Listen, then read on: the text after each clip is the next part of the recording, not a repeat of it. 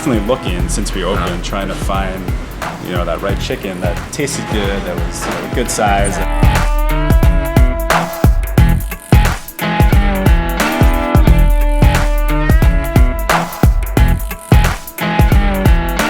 Where did this all begin? Where did this all start?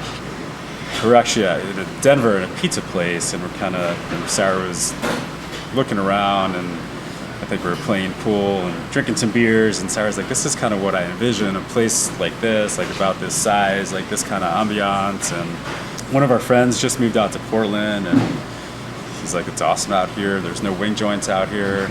You guys should check it out. So we started researching Portland a little bit and read on some website, cluckbucket.com, that Portland was the worst city in the country for wings. No way. So you decided, why not? Yeah, we're like, that's our city. Enough reason, yeah. Yeah, so That's crazy. Here we are, 12 years later. Well, and one of the things I've noticed when I've come in here is a very good energy. I think a big part of our philosophy is just treating people well and kind of, Genius. the golden rule. simple yet genius. Indeed.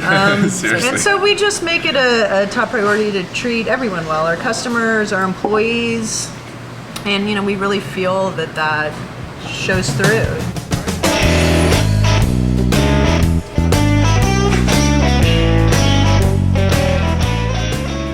Like, what's the inspiration behind creating these sauces? Comes from all different places, Sometimes I'll be on vacation, I'll be in Hawaii or something, eating coconut, like, oh, this is, coconut would be good with Yeah. lemongrass or whatever. Well, it's funny, at first when we told some other restaurant owners around town that were thinking about a wing joint. I remember one owner, I'll leave his name out, but he owned a local like vegetarian-oriented, healthy-ish restaurant, and went to pick his brain. He said, I don't, do you really think that Portland's ready for a chicken wing restaurant? No way. And so we were kind of met with a little bit of skepticism. People, were thinking, oh, are you gonna structure a whole restaurant around chicken wings? Food that's typically an appetizer. What kind of obstacles have you found? That's what I'm curious about. Yeah. That's what I'm curious, because growing a company like this, a restaurant business like this, there has to be obstacles that you come across. Like having 3 locations, it's not easy. It's not easy. I think we've learned a lot that, while growth is great, that, just because you can doesn't always mean that, Interesting. that's the best decision. And So it's intentional to have only 3 locations at the moment. Yes. Very cool. That's what you guys can manage and still keep the core Exactly. values. And I think a lot of cities face that challenge, that all of a sudden have this explosion of growth. But again, growth is great, but it also has very real challenges that it presents. So, Well, and more than just the money that you raise, then what you do is you unite the community even more. It's really that giving and sharing and hearing what people are going through and taking the step to go and help them in whatever way that you can. That's really great. Yeah. I think that's at a core. I think that's the most valuable thing of being a creative. I mean, the idea of, obviously you have this art, and you're fusing business, and you're in this creative entrepreneur type of mindset. But the ability to impact your community, to be able to Indeed. create a change, to be able to do something, I don't know, can't put a price on that.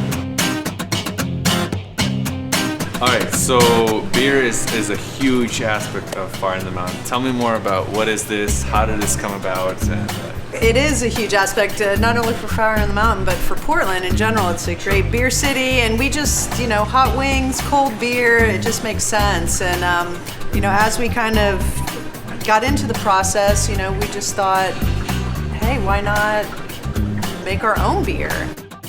The city's been great and very supportive and just really welcoming to what we want to do. And we just feel it's been a great fit. And this was the right decision to come here. And That's great. As far as maybe a statement or maybe a piece of advice that you'd give to other creatives, to other entrepreneurs, whether they're thinking about starting, whether they're in the midst of an obstacle or a challenge that they're facing, what would you say? Is there anything you advice? I think a lot of people just get overwhelmed. I think there's a lot of people that have ideas and it just seems overwhelming, rightfully so. It's like, where do you start? So I think with us, important thing was just to go talk to local restaurant owners and pick people's brains and just go for it. People are doing it. It's possible. So I think my piece of advice is just if you want to do it and that's really what you want to do, just go for it. And that's what we did. We had no clue. People always ask me like, did you plan to have 3 restaurants or is this what you had planned when you opened? And I was like, we really didn't have a plan. We just were going to go for it and see what happened. So really, I'm hearing you say, really just take that first step. If you have an idea, start talking to people and take that first step. Yeah, And don't get bogged down in the big picture. It's been a crazy ride for sure. Sweet. Well, hey, thank you so Great. much for taking time and Yeah, to chat with absolutely. us. Yeah, thanks for having us and doing what you do. Great story.